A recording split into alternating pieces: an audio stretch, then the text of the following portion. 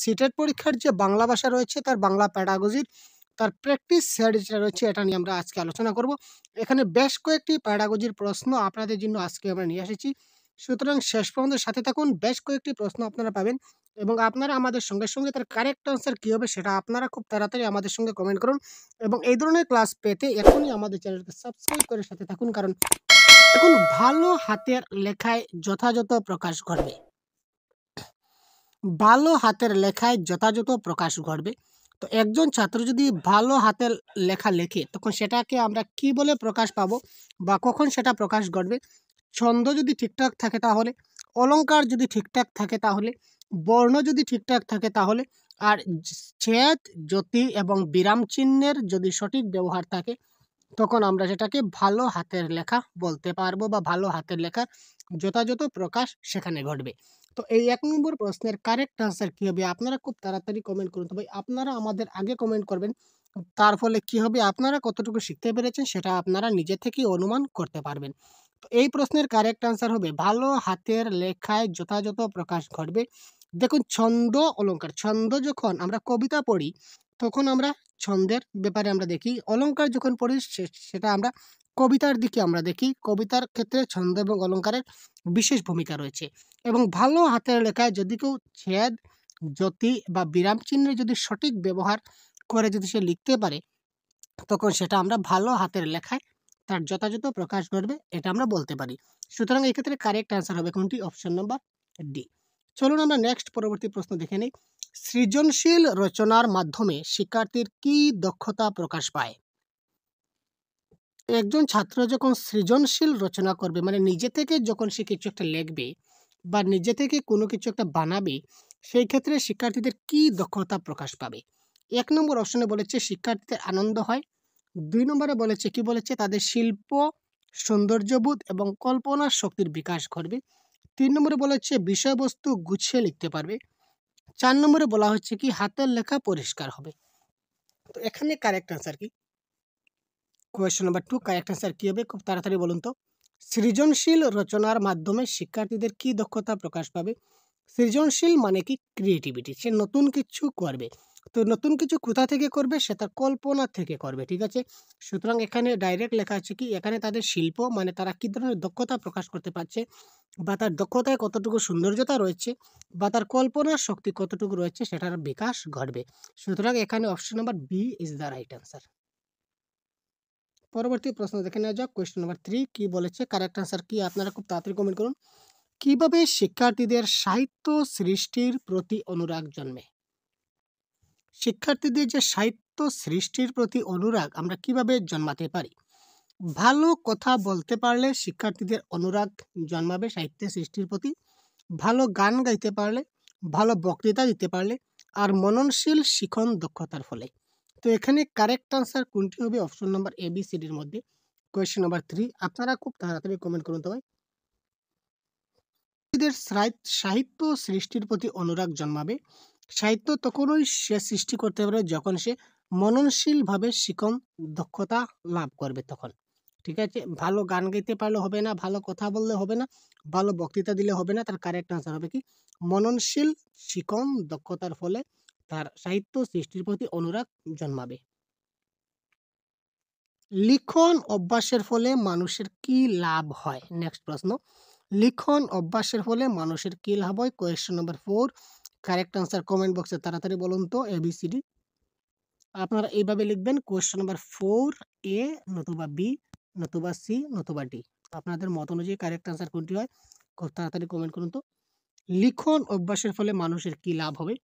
মানুষের হাতের লেখা পরিষ্কার হবে, মননচিত্ত শুদ্ধ হবে, মোটামুটি শুদ্ধভাবে সে লিখতে পারবে, লেখায় বানান ভুল থাকবে না। লিখনের অভ্যাস মানুষের যত বেশি হবে এখানে কি হবে? সে যদি খুব বেশি লেখার প্র্যাকটিস করে তখন তার কি হবে? শুদ্ধভাবে মোটামুটি লিখতে পারবে সেটা আমরা বলতে পারি না। কারণ কি? কারণ সে যদি খুব ভালো করে বেশি লেখে, লিখনের অভ্যাস যদি তার বেশি থাকে তখন তার কি হবে? শুদ্ধভাবে মোটামুটি লিখবে না, পুরোপুরি শুদ্ধ লিখবে।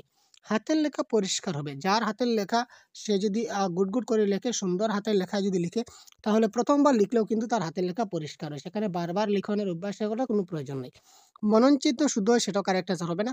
যদি বেশি করে লেখার প্র্যাকটিস করে, লেখার অভ্যাস করে, তখন তার লেখায় বানান ভুল থাকবে না। বারবার একটা জিনিস যদি আপনি লেখেন এবং প্রতিবারও যদি বানান চেক করেন কোন কোন বানান ভুল হয়েছে, সেটা রিকভারি করে যদি আবার লিখেন, তখন এর পরের বার আপনি দেখবেন বানানের ভুল থাকবে না। সুতরাং option number D is the right answer. মানুষ কিভাবে প্রজ্ঞাবান হয়? মননের মাধ্যমে, চিন্তনের মাধ্যমে, গভীর মনন ও চিন্তন সহ লেখার মাধ্যমে, কিছু না লিখে শুধু চিন্তা করে। মানুষ কিভাবে প্রজ্ঞাবান হয়? তো এটা কারেক্ট আনসার হবে গভীর মনন থাকতে হবে, চিন্তন থাকতে হবে, তার সঙ্গে ভালো লেখাও হতে হবে। এই তিনটা মিলে আমাদের যখন একজন মানুষ হবে, এই তিনটা গুণাবলী যখন কোনো ব্যক্তির মধ্যে থাকবে, তখন সেই ব্যক্তিটা প্রজ্ঞাবান হবে। ঠিক আছে ভাই? নেক্সট দেখুন, কি আয়ত্ত হলে শিক্ষার্থীদের নির্ভুল বর্ণ জ্ঞানের ধারণা জন্মাবে? নির্ভুল বর্ণ জ্ঞানের ধারণা জন্মাবে কখন? বর্ণগুলি যখন সে আয়ত্ত করতে পারবে, তখন বর্ণগুলি ঠিকমতো বলতে পারলে, বর্ণের ছাদ ও উচ্চারণ সম্বন্ধে স্পষ্ট ধারণা জন্মালে, বর্ণগুলি ঠিকঠাক মতো পড়ে যেতে পারলে। তো এখানে কোয়েশ্চেন নাম্বার 6 এর কারেক্ট আনসার কোনটি হবে? আপনারা সবাই কারেক্ট আনসার কমেন্ট বক্সে বলুন এবং ক্লাসের একদম শেষে আপনারা বলে দেবেন যে কার কতটি আনসার কারেক্ট হলো। ঠিক আছে ভাই?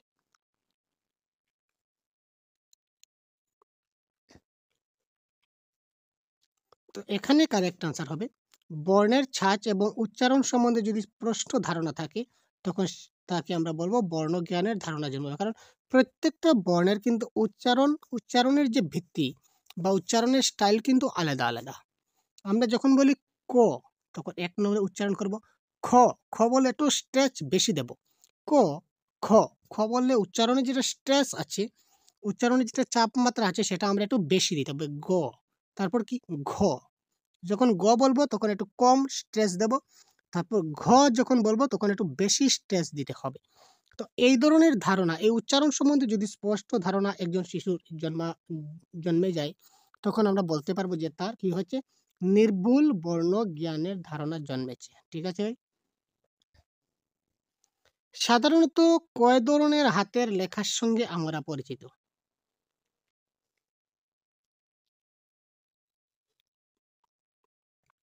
তো এটা কারেক্ট আনসার হবে 2 ধরনের। ইংলিশে যেরকম 2 ধরনের লেখা আছে, ক্যাপিটাল লেটার, স্মল লেটার, বাংলায় সেম টু সেম আমরা 2 ধরনের হাতের লেখার সঙ্গে আমরা কি আছি, পরিচিত আছি। ঠিক আছে ভাই? নেক্সট, লিখনের দ্রুততা বৃদ্ধি পায়। লিখনের দ্রুততা বৃদ্ধি পায় বয়স বৃদ্ধির সঙ্গে সঙ্গে, শরীর বৃদ্ধির সঙ্গে সঙ্গে, শরীরে রোগের প্রকোপ বৃদ্ধি পেলে, না উপরের সবগুলি? তো এখানে কোয়েশ্চন নাম্বার 8 এর কারেক্ট আনসার কি হবে? খুব তাড়াতাড়ি কমেন্ট করুন তো কোয়েশ্চন নাম্বার 8 কি হতে পারে? এটা হবে কারেক্ট আনসার বয়স বৃদ্ধির সঙ্গে সঙ্গে। আপনারা যারা বয়স বৃদ্ধির সঙ্গে সঙ্গে দিচ্ছেন, অসংখ্য ধন্যবাদ আপনাদের।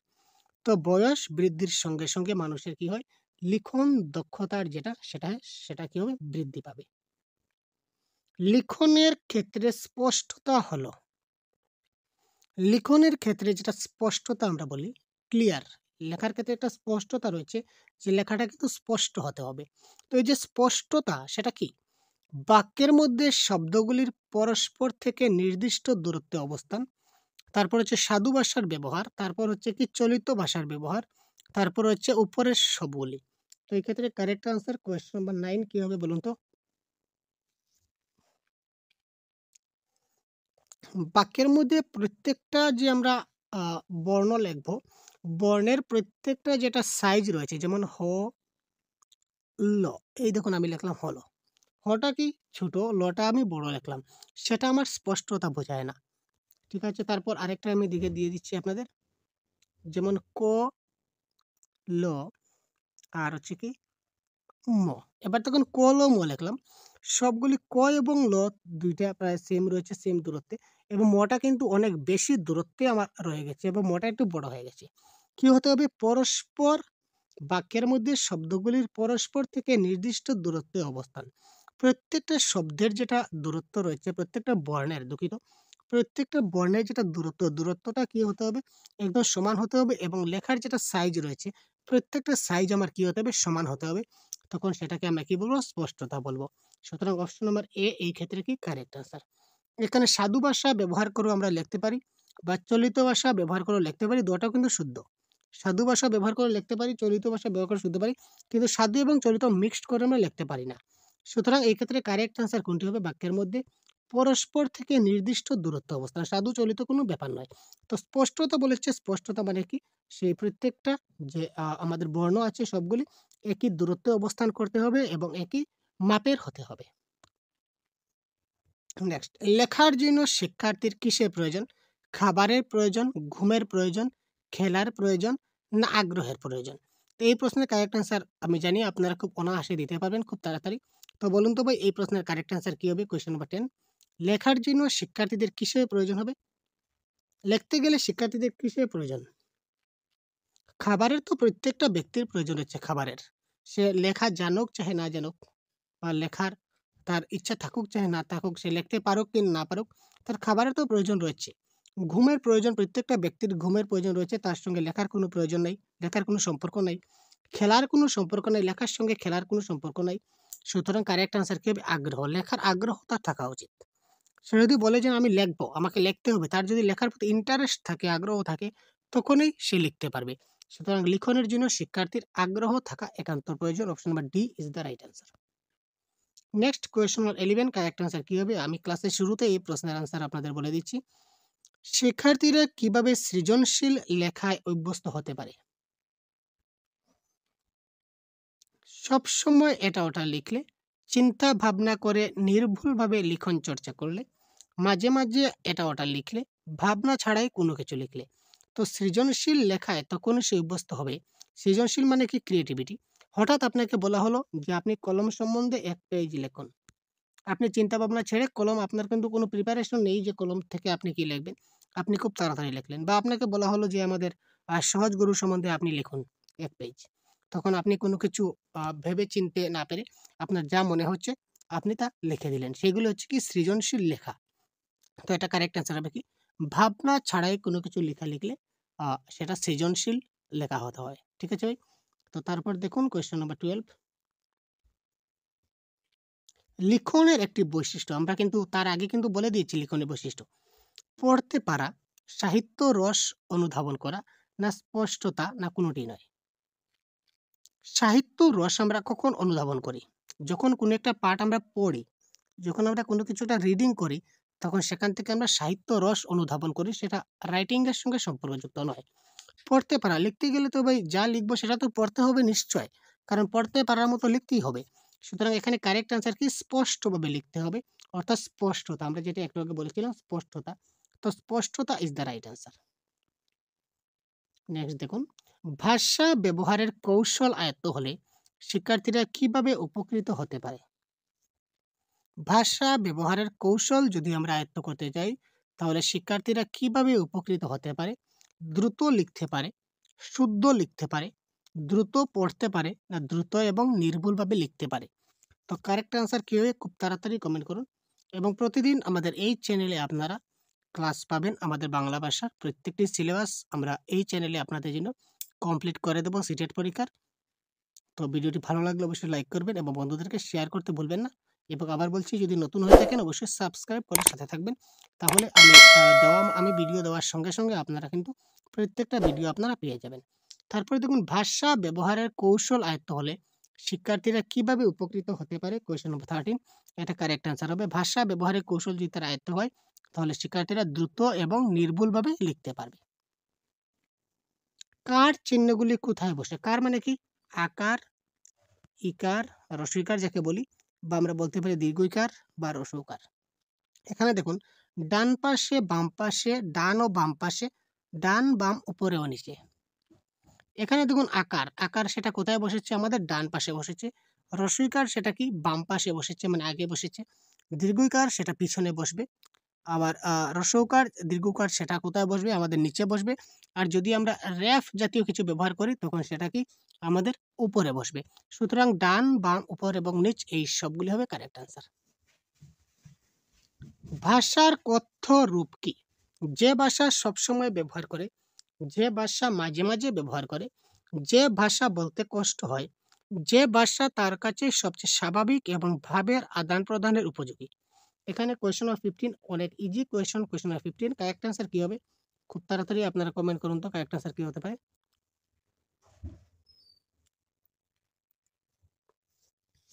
কি হবে ভাই? খুব তাড়াতাড়ি বলুন।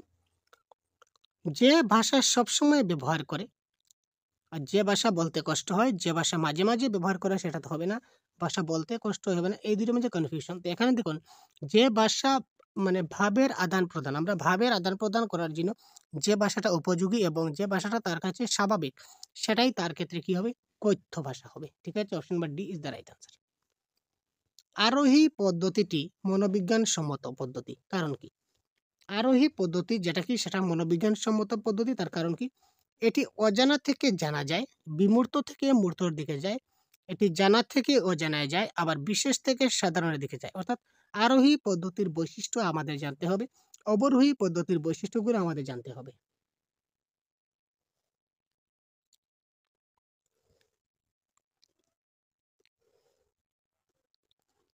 এখানে দেখুন এ, বি এবং ডি, এই তিনটা হচ্ছে কি অবরোহী পদ্ধতির বৈশিষ্ট্য। এই তিনটা কি অবরোহী পদ্ধতির বৈশিষ্ট্য। এবং জানার থেকে অজানা, এটা কি আমাদের আরোহী পদ্ধতির বৈশিষ্ট্য। আরোহী, আরোহী জানা থেকে জানা থেকে অজানায় যায়, আবার মূর্তর থেকে বিমূর্তর দিকে যায়, সাধারণ থেকে বিশেষের দিকে যায় আরোহী। আর অবরোহীটা ঠিক তার বিপরীত, অজানা থেকে জানায় যাবে, বিমূর্ত থেকে মূর্ত যাবে, বিশেষ থেকে সাধারণে যাবে। তো আরোহী পদ্ধতির একটাই বৈশিষ্ট্য আমরা এখানে পেলাম, কি সেটা জানার থেকে অজানা যাবে। প্রথমে আমরা জানা জিনিসগুলো জানবো, জানা জিনিসগুলা থেকে বুঝাবো শিশুদের, জানা থেকে অজানায় আমরা যাব। ঠিক আছে ভাই? যেমন শিশুটা যে জিনিসটা জানে ওইটা থেকে আমরা শুরু করব, এবং যেটা জানে না ওইখানে গিয়ে আমরা তাকে ওই জিনিসটা থেকে বুঝিয়ে দেব। ঠিক আছে ভাই? ভাষা শিক্ষার ক্ষেত্রে ব্যাকরণের প্রধান উপযোগিতা কি? Question number 17। ক্লাসে বেশি দেরি করব না, খুব তাড়াতাড়ি ক্লাসটা শেষ করব। ভাষা শিক্ষার ক্ষেত্রে ব্যাকরণের প্রধান উপযোগিতা কি? উদাহরণ সহ সূত্রগুলি অনুধাবন ও প্রয়োগ করা, পাঠ্যক্রমের সঙ্গে মিলিয়ে ব্যাকরণ শিক্ষা করা, সূত্রগুলি মুখস্থ করা, ব্যাকরণের ব্যবহারিক প্রয়োগ শিক্ষা করা। তো কোয়েশ্চেন নাম্বার 17 এ কারেক্ট আনসার কি হবে? উদাহরণ সহ সূত্রগুলি যদি অনুধাবন করতে পারে এবং তা প্রয়োগ করতে পারে, সেটা তার ব্যাকরণের প্রধান উপযোগিতা হবে। আর মুখস্থ করা যখনই পাবেন তখন সেটা কেটে দেবেন, কারণ পেডাগজিতে মুখস্থ করা নেগেটিভ। আর পাঠ্যক্রমের সঙ্গে মিলিয়ে ব্যাকরণ শিক্ষা সেটা হচ্ছে না। আর ব্যবহারিক প্রয়োগ শিক্ষা সেটা হবে না। কারেক্ট অ্যান্সার কি? উদাহরণ সহ সূত্রগুলি অনুধাবন করতে হবে এবং তা প্রয়োগ করতে হবে। ব্যাকরণ শিক্ষার ফলে ছাত্ররা সঠিকভাবে কি করতে পারে? ব্যাকরণ শিক্ষা যদি ভালোভাবে হয় তখন ছাত্ররা সঠিকভাবে কি করতে পারবে? ব্যাকরণের জটিল নিয়মগুলি বুঝতে পারে, সঠিক বানান লিখতে পারবে, উপযুক্তভাবে ভাষা ব্যবহার করতে পারবে, উপরের সবগুলোই আয়ত্ত করতে পারবে। তো এখানে দেখুন কোয়েশ্চন নাম্বার 18 কারেক্ট আনসার কি হবে? কমেন্ট করুন তাড়াতাড়ি। Question number 18।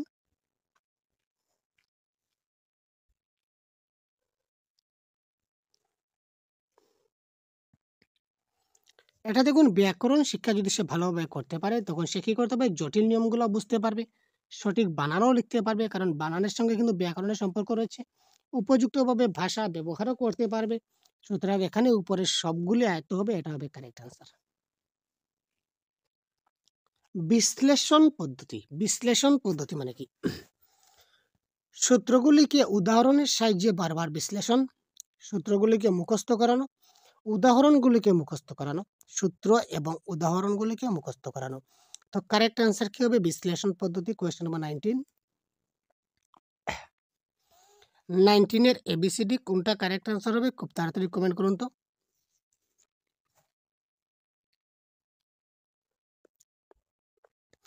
এখানে দেখুন, একটু আগে আমি একটা কথা বলেছিলাম যে প্যাডাগজিতে যখনই মুখস্থ করা পাবেন সেটা কিন্তু কেটে দেবেন।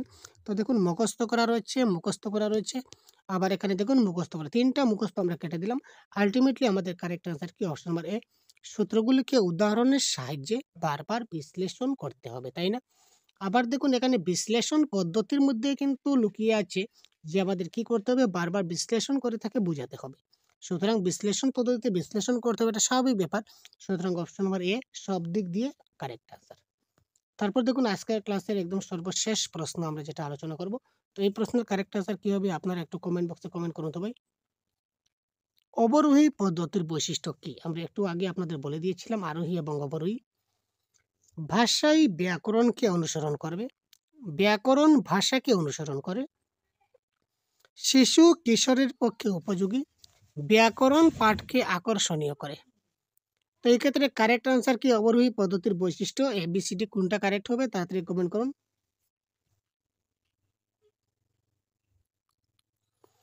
এই ক্ষেত্রে কারেক্ট আনসার হবে কি ভাষাই ব্যাকরণকে অনুসরণ করে। ঠিক আছে, তো ভাষাই ব্যাকরণকে অনুসরণ করে, এটা হবে আমাদের কারেক্ট আনসার। তো শিক্ষাদানের ক্ষেত্রে কোন বিষয়ের উপর নজর দিতে হবে এবং আপনারা প্রত্যেকটা প্রশ্নের আনসার আমি বারবার বলবো না, প্রথমেই বলে রাখি প্রত্যেকটি প্রশ্নের আনসার আপনারা কমেন্ট বক্সে জানিয়ে দিন যে কারেক্ট আনসার কী হবে। তাতে করে আপনাদের যথেষ্ট লাভ হবে। কিভাবে লাভ হবে? কারণ আপনারা শিওর হবেন যে কারেক্ট আনসার কোনটি। ঠিক আছে, এবং আপনাদের কনফিডেন্স লেভেল যেটা সেটা হাই হবে। বারবার আমি বলি, তো বারবার বলবো না, কমেন্ট করুন কমেন্ট করুন। শুধু একবার বলে দিলাম যে প্রত্যেকটা প্রশ্নের উত্তর আপনারা কমেন্ট বক্সে আমার আগে জানিয়ে দিবেন। তারপর আমার সঙ্গে মিলিয়ে নেবেন যে কারেক্ট আনসার কী হয়। তখন আপনাদের যেটা জানার যেটা আপনাদের কতটি কারেক্ট হয়েছে সেটা আপনারা খুব ভালো করে বুঝতে পারবেন।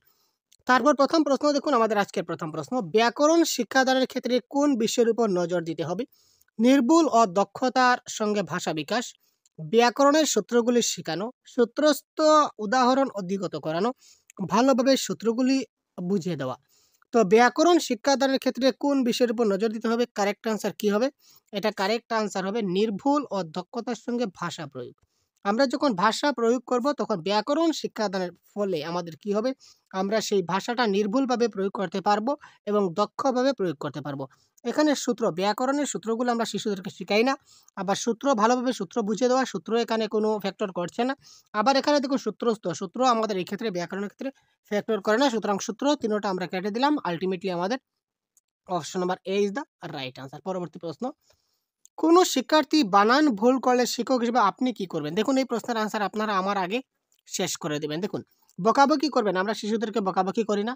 বানান ভুল হলে কেটে ঠিক বানান লিখবেন। আচ্ছা আপাতত থাক। বানানের কোথায় কি ভুল হচ্ছে তা বুঝিয়ে দেবেন, একেবারে এড়িয়ে যাবেন, এটা হবে না। তো দেখুন প্যাডাগজির প্রশ্নের আনসার এই ধরনের, যে প্যাডাগজির প্রশ্নের আনসার দেখার সঙ্গে সঙ্গে আমরা দুটো অপশন কিন্তু এলিমিনেট করতে পারি সঙ্গে সঙ্গে। আমরা এখানে দেখুন এ এবং ডি আমরা বলার সঙ্গে সঙ্গে আমরা এখানে এলিমিনেট করতে পারলাম। শুধুমাত্র দুইটা আমাদের থাকলো। প্রত্যেকটা প্রশ্নেই আমরা চারটার মধ্যে দুইটা আমরা এলিমিনেট করতে পারি খুব সহজে, আর বাকি দুইটার মধ্যে আমাদের কনফিউশন মানে ক্রিয়েট করে দেয়।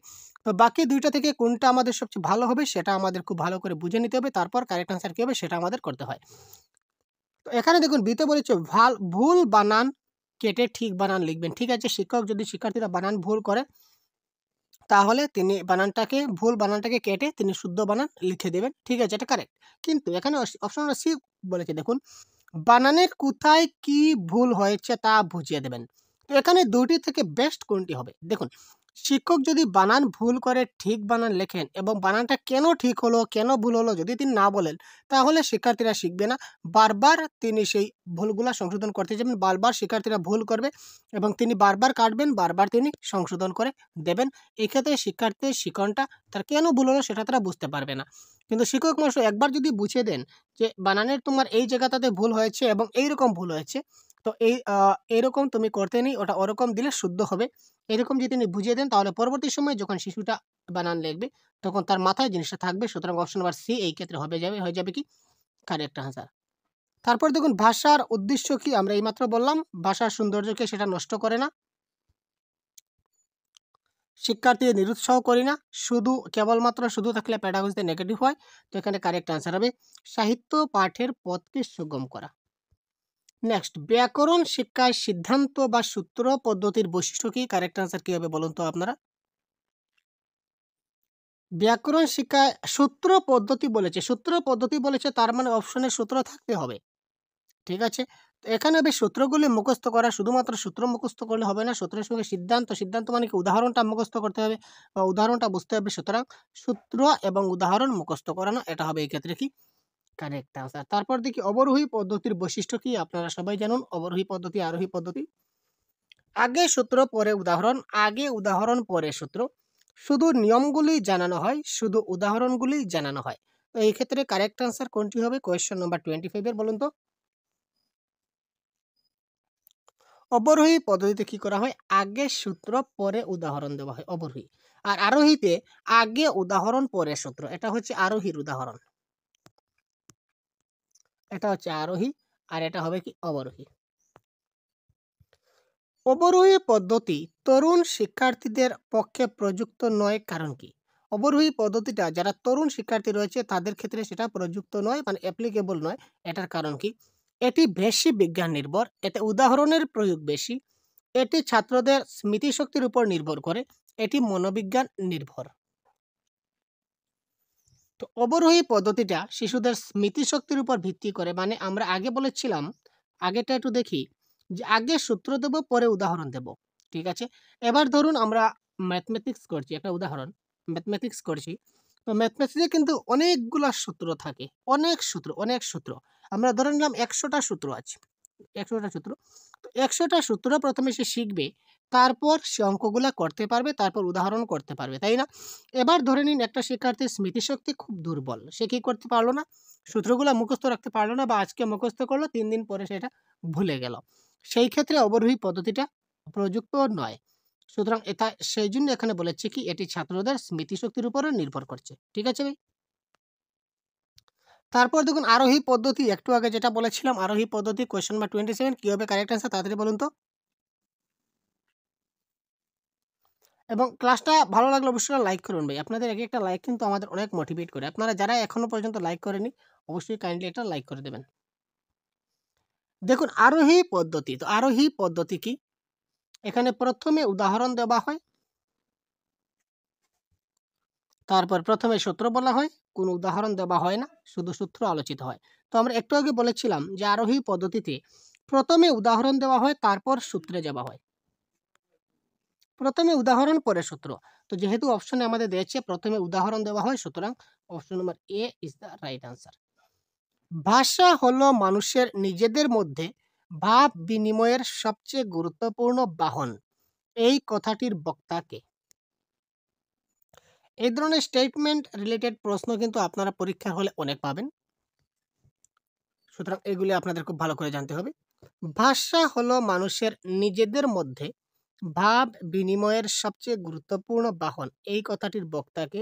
লেনিন, মার্কস, স্তাসিল এবং চমস্কি। এই প্রশ্নের কারেক্ট আনসার কি হবে ভাই? তাড়াতাড়ি বলুন তো। এই প্রশ্নের কারেক্ট আনসার আপনারা যারা জানা নেই অবশ্যই জেনে রাখুন, এই প্রশ্নের কারেক্ট আনসার হবে অপশন নাম্বার এ, লেনিন। ব্যাকরণ শিক্ষার ফলে ছাত্ররা সঠিকভাবে কি করতে পারে? আমরা একটু আগে আপনাদেরকে বলে দিয়েছি এই প্রশ্নের কারেক্ট আনসার। ব্যাকরণ শিক্ষার ফলে ছাত্ররা ভাষা ব্যবহার করতে পারে সঠিকভাবে, ভালোভাবে গান গাইতে পারে, গদ্য কবিতার রস আস্বাদন করতে পারে, ভালোভাবে আবৃত্তি করতে পারে। কি হবে কারেক্ট আনসার? ব্যাকরণ শিক্ষার ফলে ছাত্ররা কি করতে পারে বলুন তো? ব্যাকরণ শিক্ষার ফলে, ব্যাকরণ শিক্ষাটা কেন দেওয়া হয়? ছাত্ররা যাতে ভাষাটা ভালোভাবে ব্যবহার করতে পারে। এখানে গান গাওয়ার সঙ্গে ব্যাকরণের কোনো সম্পর্ক নাই। আবৃত্তির সঙ্গে ব্যাকরণের সম্পর্ক আছে, কোথায় আছে? ছন্দর ক্ষেত্রে এবং অলংকারের ক্ষেত্রে। কিন্তু ওভারঅল যদি আমরা ডিটেলসে চিন্তা করি তখন সেটা ছন্দ এবং অলংকার, সে যদি ভাষাই ব্যবহার করতে না পারে, সে যদি পড়তেই নাই পারে, তাহলে সে ছন্দ অলংকার কিভাবে নির্ণয় করবে এবং ছন্দ অলংকার ব্যবহার করে কিভাবে পড়বে? সুতরাং এই ক্ষেত্রে কারেক্ট আনসার হবে অপশন নাম্বার এ, ভাষা ব্যবহার করতে পারে।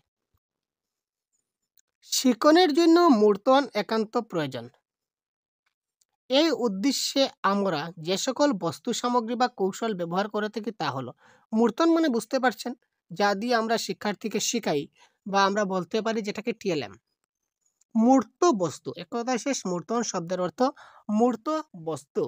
শিখনের জন্য মূর্ত বস্তু মানে মূর্ত এবং অমূর্ত বস্তু, বিমূর্ত বস্তু, বুঝতে পারছেন তো? মূর্ত বস্তু মানে যে জিনিসটা দেখা যায়, যেমন মোবাইল আমরা দেখতে পাচ্ছি। কিন্তু গুগল আমরা সবকিছু করতে পারি, কিন্তু গুগল জিনিসটা কি আসলে কি আমরা দেখতে পারি? বা গুগল কি আমরা টাচ করতে পারি? গুগল কি আমরা শুধু সফটওয়্যার আছে গুগল, সেটা হচ্ছে বিমূর্ত, সেটা আমরা দেখতে পাই না, কিন্তু আমরা জানি এবং বুঝি। কিন্তু মোবাইল ফোনটা কি সেটা আমরা টাচও করতে পারি, ধরতেও পারি এবং দেখতেও পারি। সুতরাং এটা হচ্ছে কি আমাদের টিএলএম বা মূর্ত বস্তু। তো এই মূর্ত বস্তুর শিক্ষকের পেশাগত গুণাবলী, আচ্ছা টিএলএম পেশাগত গুণাবলী হবে কি? সেটা বানানের নির্ভুলতা হয় কি? না। হাতের লেখা হবে কি? না। তো টিএলএম মানে কি? টিএলএম মানে হচ্ছে কি? শিক্ষামূলক প্রদীপন। ঠিক আছে ভাই? শ্রবণ ভিত্তিক উপকরণের উদাহরণ হলো শ্রবণ ভিত্তিক, অর্থাৎ কিসের মাধ্যমে শিক্ষার্থীরা শুনতে পাবে? কিসের মাধ্যমে শিক্ষার্থীরা শুধুমাত্র শুনতে পায়? অভিনয়ে তারা কি করতে পারে? শুনতেও পায়, দেখতেও পায়। আবার অভিনয়ে কিন্তু সে নাও শুনতে পারে। কারণ কি? যদি অভিনয়টা বাকরুদ্ধ হয়। বাকরুদ্ধ মানে যদি সে শুধু অভিনয় করে যায় কিন্তু সে যদি কোনো কিছু বলে না, সেটাও কিন্তু এক ধরনের অভিনয়। সুতরাং সেখানে শুধু দেখতে পাচ্ছে, শুনতে পাচ্ছে না। টেলিভিশন, টেলিভিশন হচ্ছে কি? দৃশ্য শ্রাব্য। দৃশ্য শ্রাব্য মানে সে দেখতেও পাচ্ছে এবং শুনতেও পাচ্ছে। শিক্ষকের চার্টের বিবরণ দেওয়া, চার্ট দেখতে পাচ্ছে, ঠিক আছে? এখানে শোনার কোনো ভালাই নেই। শুধুমাত্র রেডিও, রেডিওর মাধ্যমে আমরা কি করতে পাই? রেডিওতে আমরা শুনতে পাই। সুতরাং শ্রবণ ভিত্তিক উপকরণের এই ক্ষেত্রে উদাহরণ আমাদের কি হয়ে গেল ভাই? রেডিও। এর পরবর্তী প্রশ্ন দেখুন তো, কারেক্ট আনসার কি হয় বলুন তো আপনারা? সক্রিয়তা ভিত্তিক শিক্ষা উপকরণ হলো, সক্রিয়তা ভিত্তিক মানে অ্যাক্টিভ। এখানে শিক্ষার্থীরা অ্যাক্টিভ থাকবে। শিক্ষার্থীরা কোথায় অ্যাক্টিভ থাকবে? অভিনয়ে থাকবে, নৃত্যতে থাকবে, আর রেডিওর সাহায্যে থাকবে, না ট্যাপ রেকর্ডারে থাকবে?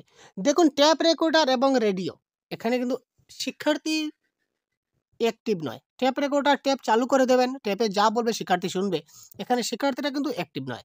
রেডিও, রেডিও আপনি যা চাবি দিবেন, রেডিও চাবি দেওয়ার সঙ্গে সঙ্গে রেডিও স্টেশনে যা চলছে তা বাজবে। শিক্ষার্থীরা সেখানে সরাসরিভাবে অংশগ্রহণ করতে পারবে না। আগে বলেছিলাম যে ২ টা অপশন আমরা কেটে দেব, বাকি ২ টার মধ্যে কিন্তু সমস্যা থাকে। এবার অভিনয় হবে না নৃত্য হবে? তা নৃত্যও কিন্তু অভিনয়ের একটা অংশ। বুঝতে পারছেন কিনা না? নৃত্য হচ্ছে অভিনয়ের একটা অংশ। সুতরাং অভিনয়, অভিনয় আমরা নৃত্য করি কিসের মাধ্যমে করি? অভিনয়ের মাধ্যমেই কিন্তু আমরা নৃত্য করি, তাই না? নৃত্য করতে কিন্তু একটা অভিনয়ের প্রয়োজন। আর অভিনয়ের দ্বারা আমরা অভিনয়ের মাধ্যমে আমরা নৃত্যটাও অভিনয় দিয়ে করতে পারি। আবার কোনো নাটকও অভিনয় দিয়ে করতে পারি। বা একটা কবিতা আবৃত্তি যখন পড়ব তখন হাত পা নাড়াচাড়া করে সেটাও অভিনয় করে আমরা একটা কবিতা আবৃত্তি করতে পারি। সুতরাং আল্টিমেটলি অভিনয় হচ্ছে এখানে দাদা। অভিনয় হচ্ছে সবচেয়ে বড়। সুতরাং অভিনয় ইজ দ্য রাইট আনসার। তথ্যভিত্তিক কোনো কিছু পড়াতে প্রয়োজন। তথ্যভিত্তিক ইনফরমেটিভ যদি আমরা কোনো কিছু পড়াতে চাই তাহলে আমাদের কিসের প্রয়োজন হবে? মডেলের প্রয়োজন, ব্ল্যাকবোর্ডের প্রয়োজন, একটা চার্টের প্রয়োজন, না মানচিত্রের প্রয়োজন? শিশুদেরকে আমরা ইনফরমেশন দেব।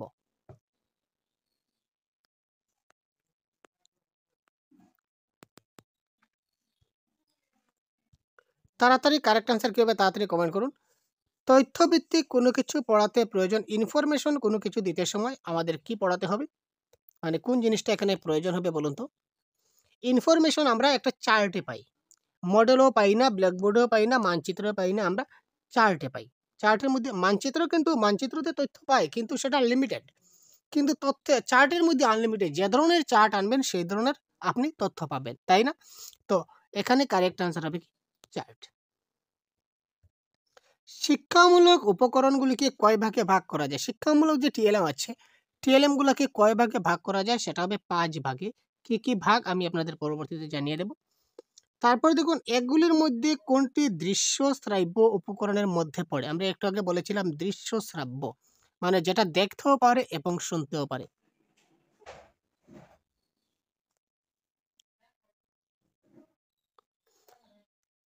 এগুলির মধ্যে কোনটি দৃশ্য শ্রাব্য? দেখতেও পায়, শুনতেও পায়, সেটা কারেক্ট আনসার কি হবে? সেটা হবে কি? টেলিভিশন। তো তার পরবর্তী প্রশ্ন দেখুন, কোন উপকরণটি শিক্ষার্থীদের সহজে পাঠ্য বিষয় আয়ত্ত করতে সাহায্য করে? কোন উপকরণটি শিক্ষার্থীদের সহজে পাঠ্য বিষয় যেটা আয়ত্ত করে সেটাকে সাহায্য করে শিক্ষার্থীদের? এখানে বলেছে কোন উপকরণ। তো কারেক্ট আনসার এখানে কি হবে? শ্রাব্য, দৃশ্য শ্রাব্য, দৃশ্যযোগ্য, না পাঠযোগ্য? তো এখানে কারেক্ট আনসার হবে কি? পাঠযোগ্য উপকরণ। কারেক্ট আনসার কি? পাঠযোগ্য উপকরণ। শিক্ষণীয় বিষয়কে মুক্ত করার জন্য শিক্ষক ব্যবহার করেন শিক্ষণীয় বিষয়কে মুক্ত করার জন্য শিক্ষক কি ব্যবহার করেন? শিক্ষণীয় যেটা বিষয় রয়েছে সেটাকে মুক্ত বা খোলাভাবে ব্যবহার করার জন্য বা মুক্ত করার জন্য, একদম ইজি করার জন্য আমরা শিক্ষক কি ব্যবহার করতে পারেন? শিক্ষা উপকরণ ব্যবহার করতে পারেন, প্রশ্ন উত্তর ব্যবহার করতে পারেন, না ব্ল্যাকবোর্ড, না চক ডাস্টার। কারেক্ট অ্যান্সার কি হবে? Question number 38। আমরা শিক্ষণীয় বিষয় যেকোনো জিনিসকে শেখাতে গেলে খুব সহজভাবে যদি আমরা শেখাতে চাই শিশুদেরকে, তখন আমাদের টিএলএম ব্যবহার করতে হয়। আর টিএলএম মানে হচ্ছে শিক্ষা উপকরণ। ঠিক আছে? পাঠ্যপুস্তক কাদের কাজে লাগে? অতি গুরুত্বপূর্ণ প্রশ্ন। দেখুন, পাঠ্যপুস্তক কাদের কাজে লাগে? শিক্ষার্থীদের, শিক্ষকদের, না শিক্ষক শিক্ষার্থী উভয়ের, না সব মানুষের? এখানে কারেক্ট আনসার কি হবে? এটা কারেক্ট আনসার হবে শিক্ষার্থীদের এবং শিক্ষকদের উভয়ের কিন্তু এখানে পাঠ্যপুস্তক কাজে লাগে। তারপর দেখুন, ফেনেল বোর্ড ব্যবহারের পাঠদানের সময় ব্যবহার করার কারণ কি? আমরা পাঠদানের সময় অনেক সময় ফেনেল বোর্ড ব্যবহার করে থাকি। এটার কারণ কি? বিষয় সংশ্লিষ্ট ছবি বা চার্ট ফ্ল্যানেল বোর্ডে টাঙ্গালে সহজে শিক্ষার্থীদের তা দেখানো যায় এবং বোঝানো যায়। ব্ল্যাকবোর্ড না থাকায় এই বোর্ড ব্যবহার করা হয়। ফ্ল্যানেল বোর্ড অন্যতম শিক্ষা উপকরণ হিসাবে ব্যবহার করা যায়। তো এখানে সবচেয়ে দেখুন, ব্ল্যাকবোর্ড না থাকার জন্য এই বোর্ড ব্যবহার করা যায়, সেটা হচ্ছে না, কোনোটি নয়, এখানে হবে না। তো এখানে কারেক্ট আনসার হবে অপশন নম্বর এ, বিষয় সংশ্লিষ্ট ছবি বা চার্ট যদি ফ্ল্যানেল বোর্ডে আমরা টাঙ্গাই, তাহলে শিক্ষার্থীদের সহজে সেটা আমরা দেখাতে পারি এবং বোঝাতে পারি। ব্ল্যাকবোর্ড থাকলেও কিন্তু ফ্ল্যানেল বোর্ড টাঙ্গানো যায়। ঠিক আছে? শিক্ষণ উপকরণ হিসাবে মডেল ব্যবহার একান্ত প্রয়োজন। কাদের জন্য আমরা মডেল ব্যবহার করি? দৃষ্টিহীনদের জন্য, সকলের জন্য, দৃষ্টিযুক্ত শিশুদের জন্য, বিশেষ চাহিদাযুক্ত শিশুর জন্য। তো মডেলটা আসলে কি এবং মডেলটা কাদের জন্য ব্যবহার করা হয়? মডেল হচ্ছে এক ধরনের উপকরণ যেটা দৃষ্টিহীন, যারা চোখে দেখতে পায় না, তাদের জন্য আমরা এই উপকরণটা ব্যবহার করে থাকি। নেক্সট, শিক্ষার সহায়ক উপকরণ হিসাবে ব্ল্যাকবোর্ড শ্রেণীকক্ষের কেমন জায়গায় রাখতে হবে? সেটা তো আপনারা সবাই জানেন ভাই। সেটা কি বলার দরকার আছে নাকি? আমার তো মনে হয় সেটা বলার দরকার নেই। তো শিক্ষা সহায়ক উপকরণ হিসাবে ব্ল্যাকবোর্ড শ্রেণীকক্ষের দেওয়ালে টাঙ্গিয়ে রাখবেন, যাতে সকলে দেখতে পায় এমন জায়গায় রাখবেন। এক কোণে টাঙ্গিয়ে রাখবেন, কোনটাই নয়। তো এখানে কারেক্ট আনসার হবে এমন জায়গায় আমরা রাখবো যেখানে সকলে সেটা দেখতে পায়। তারপর দেখো, দর্শন ভিত্তিক উপকরণ হলো ম্যাপ, টেলিভিশন, রেডিও, না সিনেমা? দর্শন ভিত্তিক আমরা দেখতে পাবো। এখানে দেখুন সমস্যা রয়েছে, কিন্তু একটা জিনিস খুব ভালো করে বুঝবেন। এটা আপনারা পট করে কিন্তু টেলিভিশন বা সিনেমা আনসার দেবেন না। এটা কারেক্ট আনসার হবে ম্যাপ। ম্যাপের মাধ্যমে কিন্তু আমরা দেখতে পাই। টেলিভিশন হচ্ছে কি দেখতেও পাই, শুনতেও পাই। সিনেমাও কি দেখতে পাই, শুনতে পাই। রেডিওতে শুধুমাত্র শুনতে পাই। কিন্তু ম্যাপের মাধ্যমে আমরা কিছু শুনতে পাই। ম্যাপ কি আমাদের কিছু বলে? না। ম্যাপ শুধুমাত্র ম্যাপ আমরা দেখি। সুতরাং দর্শন ভিত্তিক উপকরণ এখানে হবে কি? ম্যাপ। আচ্ছা, পুস্তক কি? পুস্তক কি?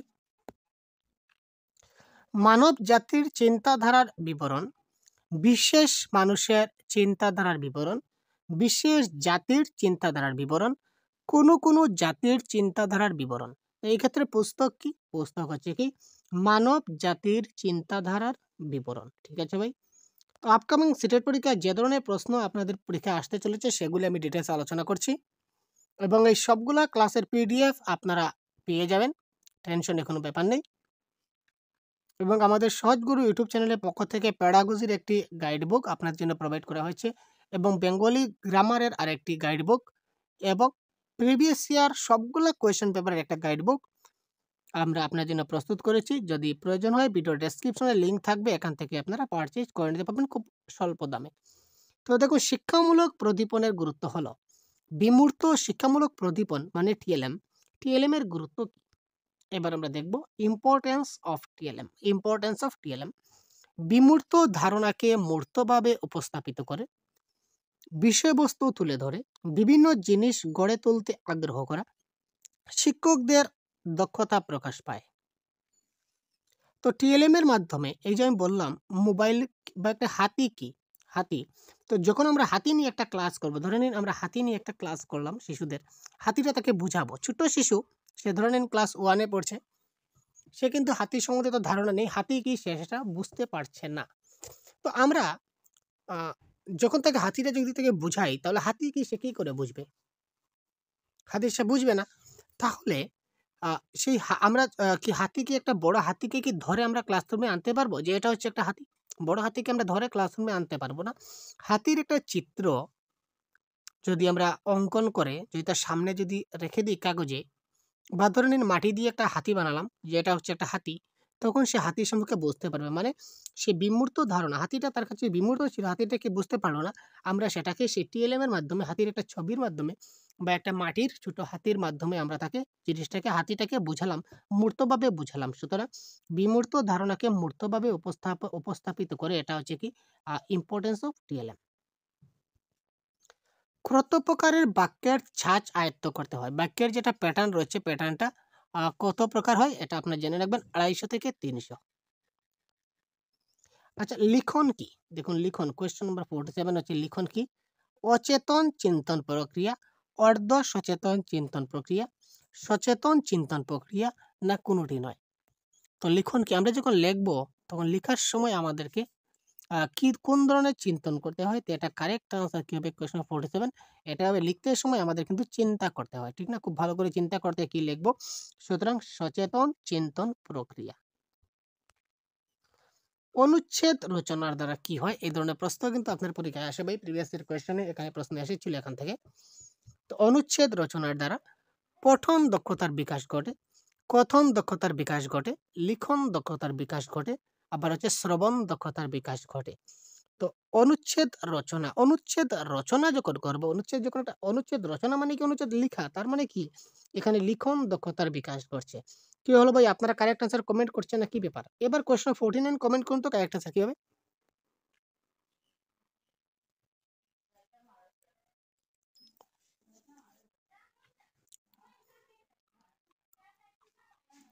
মাতৃভাষা পঠন পাঠনের একটি ভূমিকা হলো প্রকাশধর্মিতা, চলমানতা, গতিশীলতা না স্থবিরতা? তো মাতৃভাষা পঠন পাঠনের কোথায় গেল ভাই? মাতৃভাষা পঠন পাঠনের ভূমিকাটা কি? এটা হচ্ছে কি একটা প্রকাশধর্মিতা। লিখন দক্ষতা বৃদ্ধির উপায় কি? আমরা শিশুদেরকে লিখন দক্ষতা কিভাবে বৃদ্ধি করতে পারি? গল্প বলা, কবিতা পাঠ করা, গল্প লেখা না নাটক শোনা?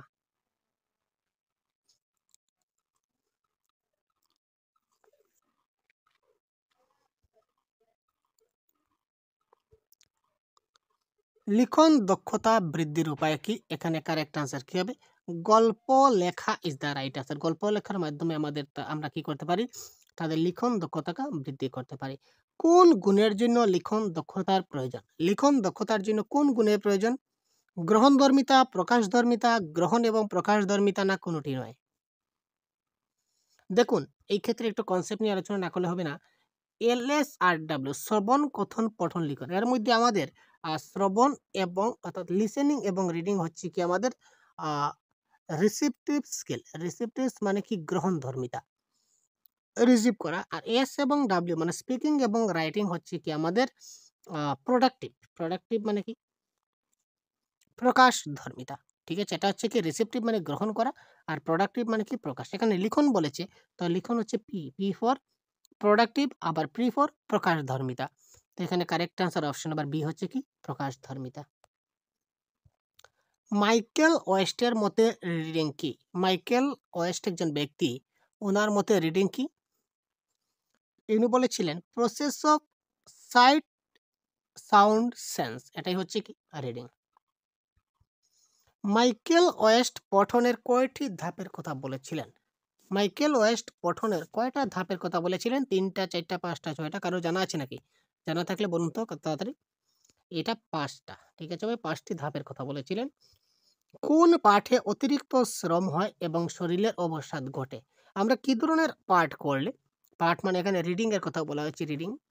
তো কোন ধরনের রিডিং করলে আমাদের অনেক পরিশ্রম হবে এবং শরীরের ক্ষতি হয়? নীরব পাঠ, সরব পাঠ, চর্বণা পাঠ না সমবেত পাঠ?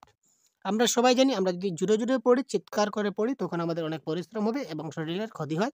সুতরাং এখানে সরব পাঠ ইজ দ্য রাইট আনসার অর্থাৎ লাউড রিডিং। কোন পাঠে রস আস্বাদনই বড় কথা? কোন ধরনের পাঠে আমরা রস আস্বাদন করতে পারি? নীরব পাঠ, সরব পাঠ, সাধনা পাঠ এবং সমবেত পাঠ। তো কোয়েশ্চন বা 55 কারেক্ট আনসার কি হবে দেখুন, একদম ক্লাসের শেষ পর্যায়ে চলে এসেছি, আর বেশি প্রশ্ন ডিসকাস করব না। আজকে টোটাল আমরা 40টি প্রশ্ন ডিসকাস করতে চলেছি। তো এখানে দেখুন রস আস্বাদন। তো রস আস্বাদন, এখানে রস আস্বাদন থেকেই আমরা বলতে পারি কি ধরনের পাঠ? সাধনা পাঠ। সাধারণ পাঠই আমরা কি করতে পারি? রস আস্বাদন করতে পারি। কোন পাঠে শিশু কিশোর শিক্ষার্থীরা নামতা মুখস্থ করে? নামতা যে শিশুদের মুখস্থ করে, নামতা মানে বুঝতে পারছেন তো, টেবল। যেমন টেবল অফ টু আমরা যখন শিখাই, তখন 2 1 যা 2, 2 2 যা 4, 2 3 যা 6, 2 4 যা 8, এইভাবে যে শিখাই, এটা হচ্ছে নামতা। তো এটা আমরা কোন পাঠে শিশুদেরকে আমরা মুখস্থ করাই? সাধনা পাঠ, ধারণা পাঠ, চর্বণা পাঠ না সমবেত পাঠ? এটা হবে সমবেত পাঠ। সবাই মিলে আমরা, যেমন শিক্ষক মশাই একবার বললেন, তারপর সব ছাত্ররা একবার বলবো, বা ছাত্ররা, একটা ছাত্র একবার বলবে, তারপর বাকি সব ছাত্ররা আরেকবার বলবে। তো সুতরাং সেটা হচ্ছে কি সমবেত পাঠ, সবাই মিলে একসঙ্গে সেটা নামতাটা মুখস্থ করানো হয়। মুখের কথার দ্বারা ব্যবহারিক প্রয়োজন মেটানোর জন্য মানুষকে কত পরিমাণ শব্দ শিখতে হবে? ওয়াও! আমরা যে মুখের কথার দ্বারা ব্যবহারিক যেটা আমাদের প্রয়োজন, প্রয়োজনটা মেটানোর জন্য আমাদেরকে কত পরিমাণ শব্দ আমাদের শিখতে হয়? ২,৫০০ থেকে ৩,০০০। দেখুন অপশন নাম্বার ডি, ২,৫০০ থেকে ৩,০০০ শব্দ আমাদেরকে শিখতে হবে যদি আমাদের ব্যবহারিক প্রয়োজন মেটাতে চাই। সুন্দর হাতের লেখার বৈশিষ্ট্য কয়টি? সুন্দর হাতের লেখার বৈশিষ্ট্য হচ্ছে ৩টি। ৩টি কি, কি?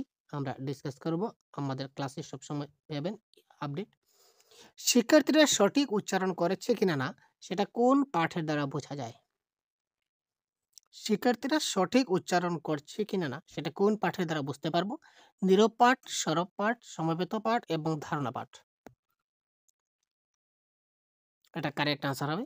সঠিক উচ্চারণ, যখন প্রনাউন্সিয়েশন বুঝবো, যখন আস্তে একদম সাইলেন্টলি যখন মনে মনে পড়বে, তখন কি পড়ছে কি না আমরা কি বুঝতে পারবো না? উচ্চারণ ঠিকঠাক করছে কি না না আমরা বুঝতে পারবো না।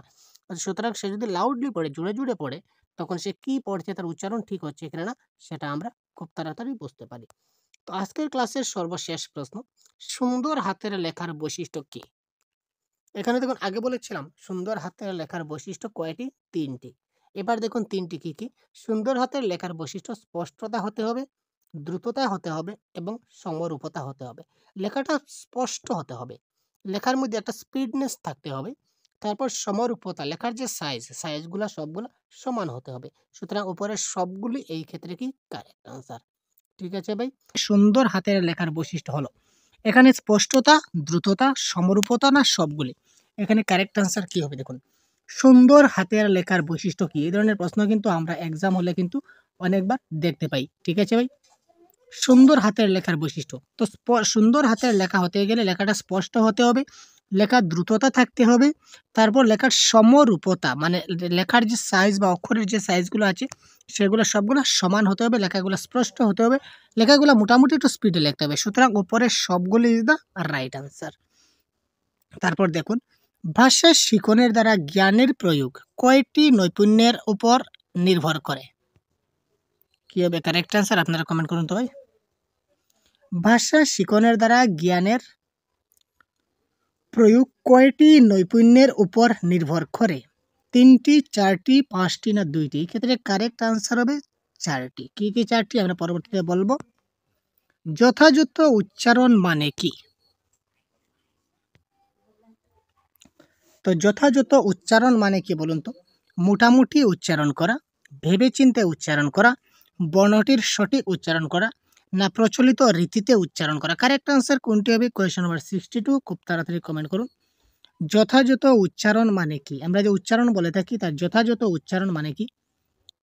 তো মোটামুটি উচ্চারণ করা, ভেবেচিন্তে উচ্চারণ করা, বর্ণটির সঠিক উচ্চারণ করা না প্রচলিত রীতিতে উচ্চারণ করা? বহুত বড়িয়া ভাই, আপনারা যারা অপশন নম্বর ডি দিয়েছেন অসংখ্য ধন্যবাদ। কারেক্ট আনসার ভাই আপনাদের প্রচলিত রীতিতে উচ্চারণ করা। কিসের মাধ্যমে ভাষার ধ্বনিতময় রূপ প্রকাশ পায়? কিসের মাধ্যমে ভাষার ধ্বনিতময় রূপ প্রকাশ পায়? শোনাও বলা, শোনাও বুঝা, বুঝাও দেখা, দেখাও শোনা?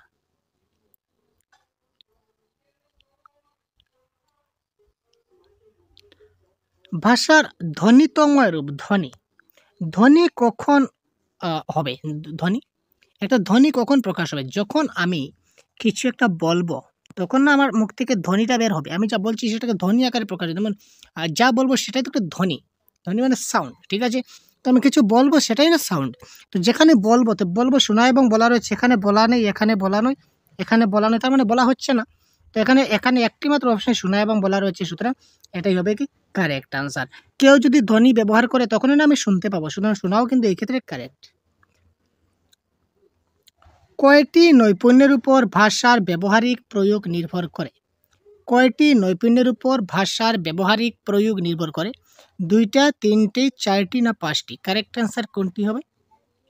এখানে কারেক্ট অ্যান্সার হবে 4টি। কয়টি নৈপুণ্যের উপর ভাষার ব্যবহারিক প্রয়োগ নির্ভর করে? কারেক্ট অ্যান্সার হচ্ছে 4টি। উপযুক্ত বক্তা কাকে বলে? বহুত বড়িয়া কোয়েশ্চন হয়, বক্তা কাকে বলে? এখানে দেখুন যে বক্তৃতা দেয় সেই তো বক্তা। তো প্রশ্ন আসছে উপযুক্ত বক্তা কাকে বলে? যে শুধু বলে যায়, যে সুন্দরভাবে বলতে পারে, যে যুক্তি তর্ক দিতে পারে, যে যুক্তি দিয়ে তথ্য বক্তব্য পরিবেশন করতে পারে। কারেক্ট আনসার কোনটি হবে কোয়েশ্চন নাম্বার 65-এর? আপনারা একটু ভেবে চিন্তে বলুন তো। যে যুক্তি দিয়ে তথ্য বক্তব্য পরিবেশন করতে পারে সেই হচ্ছে প্রকৃত বক্তা। ঠিক আছে ভাই? তো আপনারা কারেক্ট আনসার কতটি হয় সবার লাস্টে কিন্তু আপনারা অবশ্যই জানাতে ভুলবেন না। এবার দেখুন উপযুক্ত শ্রোতা।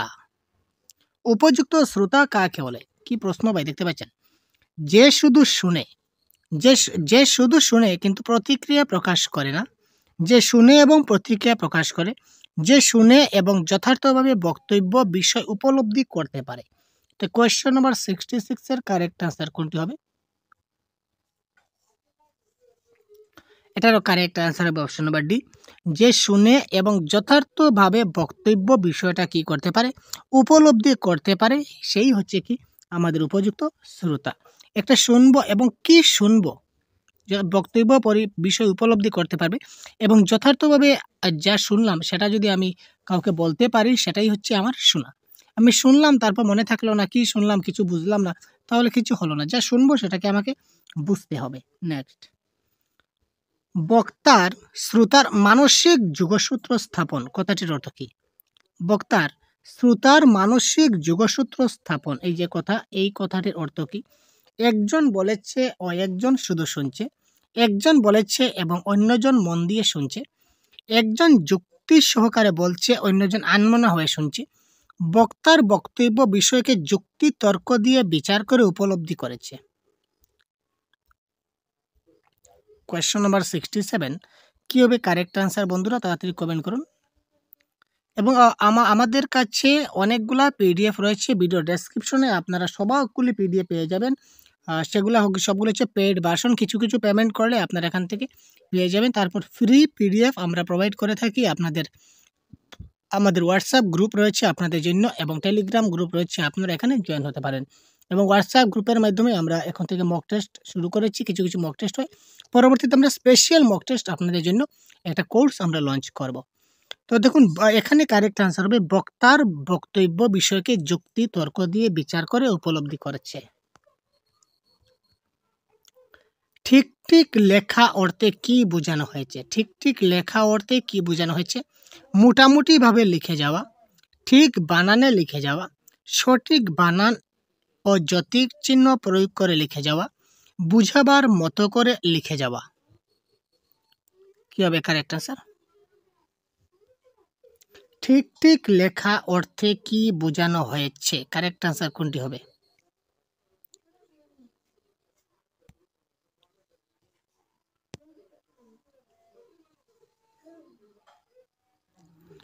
এটার ঠিক ঠিক লেখা অর্থে সঠিক বানান হতে হবে এবং যতিচিহ্ন প্রয়োগ করে যদি লেখা হয় তো সেটাকে আমরা বলবো ঠিক ঠিক লেখা হয়েছে। মানুষকে কথা বলতে হয় কেন? ইন্টারেস্টিং কোয়েশ্চন ভাই, মানুষকে কথা বলতে হয় কেন? বড়িয়া কোয়েশ্চন। কথা বলার জন্য বলতে হয়, প্রয়োজনের তাগিদে বলতে হয়, ভাবের আদান প্রদান করার জন্য বলতে হয়, না কথা না বলে থাকতে পারে না তাই মানুষকে কথা বলতে হয়? বড়িয়া কোয়েশ্চন ভাই। কোয়েশ্চন নাম্বার 69 কি হবে কারেক্ট আনসার? খুব তাড়াতাড়ি আপনারা কমেন্ট করুন তো ভাই, কি হতে পারে কারেক্ট আনসার? দেখুন আপনারা যদি কমেন্ট করুন তখন আপনাদের কনফিডেন্স লেভেল কিন্তু হাই হবে, বারো বলছি। আপনারাও শিওর হবেন যে ইয়েস আমি পেরেছি বলে আপনি নিজেকে নিজে থ্যাংক ইউ দিতে পারবেন। তো দেখুন, মানুষকে কথা বলতে হয় কেন? ভাবের আদান প্রদান করার জন্য মানুষকে কথা বলতে হয়। নেক্সট, সব বর্ণ ঠিক ঠিক লেখার অর্থ কি? আমরা বলি না সব বর্ণগুলোকে ঠিকঠাক ভাবে লিখবে। তো সব বর্ণ ঠিক ঠিক লেখার অর্থ কি? সংশ্লিষ্ট বর্ণটিকে শুধু লেখা, বর্ণটিকে স্পষ্ট করে লেখা, বর্ণটিকে বাধ্য করে লেখা, মাত্রা বসিয়ে বাধ্য করে লেখা। কারেক্ট আনসার কি হবে? Question number 70। তো এটা কারেক্ট আনসার হবে অপশন নাম্বার ডি। সব বর্ণ ঠিক ঠিক লেখার অর্থ হচ্ছে মাত্রা বসিয়ে বাধ্য করে লেখা। নেক্সট, আচ্ছা, মাত্রা চিহ্নটি কোথায় বসে? এবারে প্রশ্ন হচ্ছে মাত্রা চিহ্নটি কোথায় বসে? বর্ণের ডান পাশে, বাম পাশে, বর্ণের উপরে না বর্ণের নিচে? এটা আপনারা সবাই জানেন। যেমন আমি যদি মনে করুন আমি এখানে এই কটা লিখলাম, এই হচ্ছে তার মাত্রা, এই খ লিখলাম, এই হচ্ছে তার অর্ধমাত্রা। সুতরাং মাত্রাটা কোথায় ব্যবহৃত হচ্ছে? মাত্রাটা উপরে ব্যবহার হয়, তাই না? সুতরাং এখানে বর্ণের উপরে ইজ দ্য রাইট আনসার। এই প্রশ্ন আর বলতে হবে না। সঠিকভাবে শোনার জন্য কোন ইন্দ্রিয়ের প্রয়োজন? আমাদের শুনতে গেলে কি লাগে? কান লাগে। কেন দেখব? দেখতে গেলে কি লাগে? দেখতে গেলে আমাদের চোখ লাগে। থাক। এবার দেখুন পরবর্তী প্রশ্ন, ভাষার ব্যবহারিক নৈপুণ্যের পরিচয় কি? Question number 74। ভাষার ব্যবহারিক নৈপুণ্যের পরিচয় কি? Question number 74।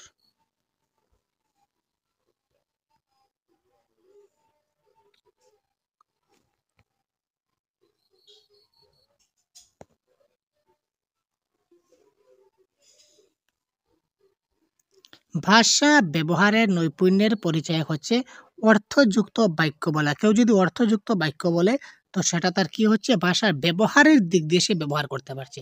ভাষাটা সে যদি কেউ বাক্য সুন্দরভাবে বলতে পারে তখন আমরা বুঝবো যে তার ভাষার ব্যবহারে তার নৈপুণ্যতা রয়েছে। নেক্সট, শিক্ষার প্রাথমিক শর্ত কি? বড়িয়া কোয়েশ্চন নাম্বার আজকে সবগুলো প্রশ্নই বড়িয়া লাগছে ভাই। আপনাদের কেমন লাগছে বলুন তো ভাই? 75। শিক্ষার প্রাথমিক শর্ত কি? ভাষা ও ব্যবহারের দক্ষতা অর্জন, শোনার দক্ষতা অর্জন, বলার দক্ষতা অর্জন, বলা ও শোনার দক্ষতা অর্জন। তো শিক্ষার প্রাথমিক শর্ত হচ্ছে ভাষা ও ব্যবহারের দক্ষতা অর্জন ইজ দ্য রাইট আনসার। ভাষা ও ব্যবহারের দক্ষতা অর্জন হতে হবে, এটা হচ্ছে কি শিক্ষার প্রাথমিক শর্ত। শিশু ভাষা শেখার করকম পর্যায়ে কথা বলা হয়েছে? শিশু ভাষা শেখার কয়টি পর্যায়ে কথা বলা হয়েছে? 3 প্রকার, 4 প্রকার, 8 প্রকার না 10 প্রকার? এটা হচ্ছে 10 প্রকার। শিশুর আনন্দময় ভাষা শিখন পর্ব শুরু হয়। শিশুর আনন্দময় ভাষা শিখন, শিশুরা ভাষা শিখে, আনন্দ সহকারে ভাষা শিখে কবে থেকে? 1 বছর বয়স থেকে, 3-4 বয়স থেকে, 3-4 বছর থেকে, না 5-6 বছর থেকে, না 6-7 বছর বয়স থেকে? কোয়েশ্চন নাম্বার 77 এর কারেক্ট আনসার কি হবে বলুন তো ভাই? 1 বছর বয়সে শিশুরা অনেক ছোট থাকে, কোনো কিছু বুঝতেই পারে না। 3-4 বছরে তারা ভাষা শিখতে খুব মজা পায় এবং তার আনন্দ সহকারে ভাষা শিখে আপনি যা বলবেন সেটা সে আপনার সঙ্গে সঙ্গে রিপিট করবে। সে রিপিট করবে কেন? তার মজা লাগে তাই সে রিপিট করবে। শিশুরা কোন ধ্বনি আগে আয়ত্ত করতে সক্ষম হয়? শিশুরা কোন ধ্বনিটা আগে আয়ত্ত করে? স্বরধ্বনি, ব্যঞ্জন ধ্বনি, স্বর ও ব্যঞ্জন ধ্বনি না কোনোটাই নয়? শিশুরা কোন ধ্বনি আগে আয়ত্ত করতে সক্ষম হয়? এটা হচ্ছে প্রশ্ন, কোয়েশ্চন নাম্বার 78 এর। সবের আগে স্বরধ্বনি। সবের আগে কি উচ্চারণ করে? তার স্বরধ্বনি।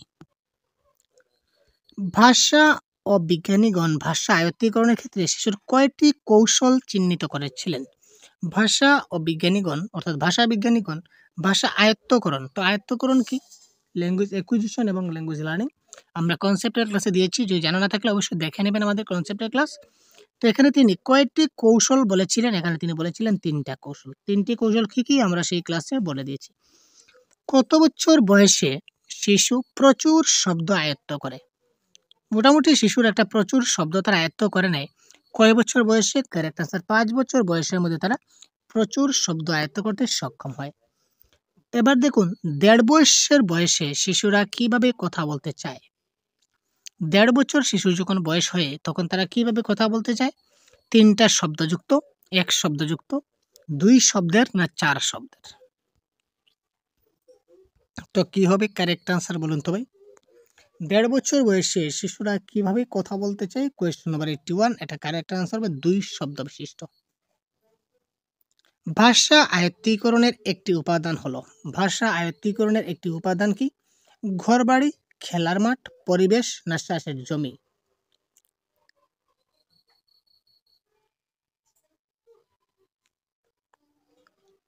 দেখুন, ভাষা আয়ত্তকরণ, শিশুরা অটোমেটিক্যালি ভাষা শেখে। ঘর বাড়ি থেকেও তারা শিখে, ঘর থেকে শিখে, খেলার মাঠ থেকেও শিখে, তার বাবা যদি চাষের জমিতে নিয়ে যায় সেখান থেকেও শিখে। কিন্তু সবগুলা কার অংশ? সবগুলাই কিসের অংশ? সবগুলাই এসে কোথায় জমা হচ্ছে? পরিবেশে জমা হচ্ছে। সবগুলোই পরিবেশের এক একটি অংশ। সুতরাং যেহেতু পরিবেশ অপশন আছে, সুতরাং ঘর বাড়িও পরিবেশের মধ্যে পড়ছে, খেলার মাঠও একটা পরিবেশ শিশুর ক্ষেত্রে, চাষের জমিও একটা পরিবেশ। সুতরাং কারেক্ট আনসার এখানে কি? এখানে গুরুদেব কি? গুরুদেব সবচেয়ে মহান। ডনকে, ডন হচ্ছে পরিবেশ, এখানে পরিবেশ হচ্ছে ডন। আর এই হচ্ছে ডনের যে পার্টনারগুলো রয়েছে, চেলা চামুন্ডাগুলো, এইগুলো হচ্ছে ঘরবাড়ি, খেলার মাঠ, চাষের জমি। এই প্রশ্ন দেখুন, আমরা প্রিভিয়াস এর কোয়েশ্চন এবার দেখতে পেয়েছি। কেবল মানব শিশুই ভাষা শেখার জন্মগত ক্ষমতার অধিকারী, এই কথাটি কে বলেছিলেন? আপনারা অনেকে জানেন ভাই এই প্রশ্নের কারেক্ট আনসার। তো কি হয় এই প্রশ্নের কারেক্ট আনসার? খুব তাড়াতাড়ি বলুন তো, কে পারবেন? খুব তাড়াতাড়ি বলুন, কার জানা রয়েছে তাড়াতাড়ি বলুন। 83, কেবল মানব শিশুই ভাষা শেখার জন্মগত ক্ষমতার অধিকারী। তো আমাদের ইউটিউব চ্যানেলেই আমরা প্রতিদিন আপনাদের জন্য বাংলা ভাষার ক্লাস নিয়ে আসছি। পরীক্ষার আগ মুহূর্ত পর্যন্ত আমরা প্রতিদিন 2টি বা 3টি করে ক্লাস আপনার জন্য কন্ট্যাক্ট করার চেষ্টা করব। সুতরাং আপনারা ভালো থাকবেন এবং সবগুলা ক্লাস দেখবেন, তাহলে একটা ভালো নম্বর অবশ্যই আপনারা পেয়ে যাবেন। এবং প্রিভিয়াস ক্লাসগুলো যদি দেখে না থাকেন, অতি শিগগিরই আপনারা আমাদের প্রিভিয়াস ক্লাসগুলো দেখে নেবেন। আর চ্যানেলটা নতুন হলে অবশ্যই সাবস্ক্রাইব করবেন, কারণ সাবস্ক্রাইব করলে আমরা ভিডিও দেওয়ার সঙ্গে সঙ্গে আপনি পেয়ে যাবেন এবং ইম্পর্টেন্ট যেগুলো সবগুলো জেনে নিতে পারবেন। তো আমাদের এখানে আপনারা ফ্রি পিডিএফও পাবেন, টেলিগ্রাম গ্রুপে রয়েছে, বা হোয়াটসঅ্যাপ গ্রুপে আমরা অনেক পিডিএফ দিয়েছি। টেলিগ্রাম গ্রুপে অনেক পিডিএফ রয়েছে, আপনারা এখান থেকেও ডাউনলোড করে নিতে পারবেন। ঠিক আছে, তো এই প্রশ্নের কারেক্ট আনসার হচ্ছে কি? নম চমস্কি। শিশুদের কলধ্বনি মানে ব্যাবলিং কখন শুরু হয়? শিশুদের কলধ্বনি বা ব্যাবলিং কখন শুরু হয়? 84, তো এটা কারেক্ট আনসার হবে 6 মাস বয়সে। 6 মাস বয়সে শিশুর কি হয়? ব্যাবলিং বা কলধ্বনি শুরু হয়। এখানে দেখুন কুইং, কুইং একটা হচ্ছে কি ব্যাবলিং, এটা কিন্তু কনফিউশন হবেন না আপনারা। এটা হচ্ছে কি ব্যাবলিং, এটা হচ্ছে কি কুইং। ঠিক আছে, ব্যাবলিং এবং কুইং।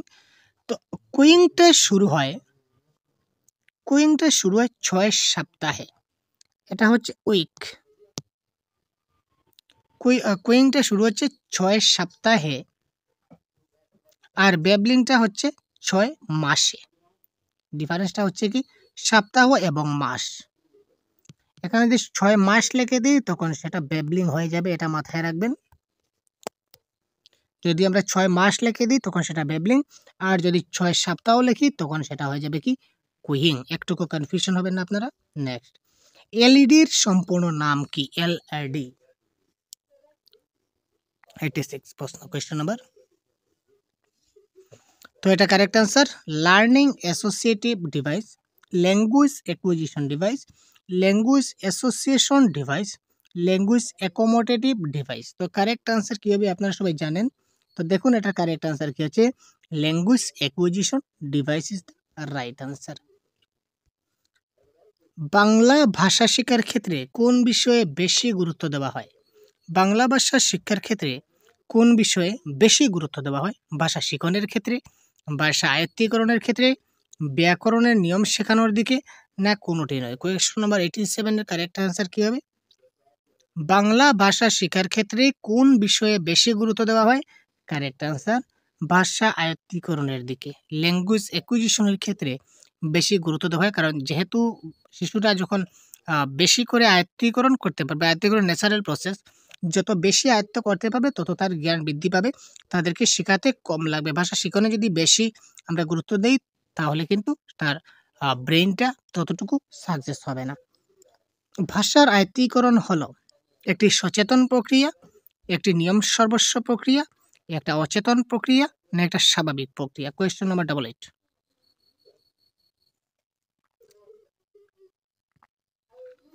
কি হবে ভাই? ভাষার আয়ত্তীকরণ হলো তো দেখুন, ভাষার আয়ত্তীকরণ হচ্ছে একটা নরমাল প্রসেস, একটা স্বাভাবিক প্রক্রিয়া।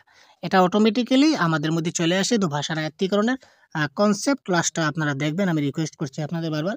এখান থেকে আপনারা ২ মার্ক পরীক্ষায় অবশ্যই পাবেন। ভাষা আয়ত্তীকরণের উপাদান বলতে বোঝায়, ভাষার আয়ত্তীকরণের যে উপাদান রয়েছে, উপাদান কি, কি? শিক্ষার্থীর ভাষার উপলব্ধি, উচ্চারণ সামর্থ্য অর্জন, শব্দভান্ডারের বিকাশ, না সবগুলি? কারেক্ট আনসার কি হবে এখানে আপনারা বলুন তো? ভাষা আয়ত্তীকরণের উপাদান বলতে কি বোঝায়? শিক্ষার্থীর ভাষার উপলব্ধি বুঝাবে, উচ্চারণের দেখুন, শিক্ষার্থীর ভাষার উপলব্ধি তো বুঝাবে। শিক্ষার্থীরা ভাষাটা কতটুকু উপলব্ধি করতে পারছে কিনা সেটা আমরা বুঝবো। সেটা ঠিকঠাকভাবে উচ্চারণ করতে পারছে কিনা সেটাও বুঝবো। তার ফলে তার যেহেতু উচ্চারণ করতে পারবে, শব্দ একটা যখন উচ্চারণ করবে, শিখবে, তখন তার শব্দ ভাণ্ডারের বিকাশ হবে। সুতরাং সবগুলি ইজ দ্য রাইট অ্যান্সার। তো দেখুন এবারে শেষ প্রশ্ন। শিশুর ভাষা আয়ত্তীকরণের ক্ষেত্রগুলি হলো ধ্বনিতত্ত্ব, রূপতত্ত্ব, শব্দভাণ্ডার, বাক্যতত্ত্ব, শব্দার্থ, না সবগুলি? Question number 90। এই ক্ষেত্রে কারেক্ট আনসার কি হবে? শিশুর ভাষা আয়ত্তীকরণের ক্ষেত্রগুলি কি, কি? শিশুর ভাষার যে আয়ত্তীকরণ হয়, আয়ত্তকরণের ক্ষেত্রগুলি কি, কি? ধ্বনিতত্ত্ব, রূপতত্ত্ব, শব্দভাণ্ডার, বাক্যতত্ত্ব, না শব্দার্থ, না সবগুলি? কারেক্ট আনসার কি? অবশ্যই কারেক্ট আনসার কি হবে? সবগুলি হবে। ধ্বনিতত্ত্ব, রূপতত্ত্ব থাকতে হবে আয়ত্তীকরণের ক্ষেত্রে, শব্দভাণ্ডার থাকতে হবে, বাক্যতত্ত্ব এবং শব্দার্থ থাকতে হবে। ঠিক আছে ভাই? তো পরবর্তী ক্লাসে আবার আমরা কথা বলবো। তো তখন ভালো থাকবেন, সুস্থ থাকবেন, আমাদের সাথে থাকবেন। পরবর্তী ক্লাস আপনার জন্য খুব শিগগিরই নিয়ে আসছি। ধন্যবাদ।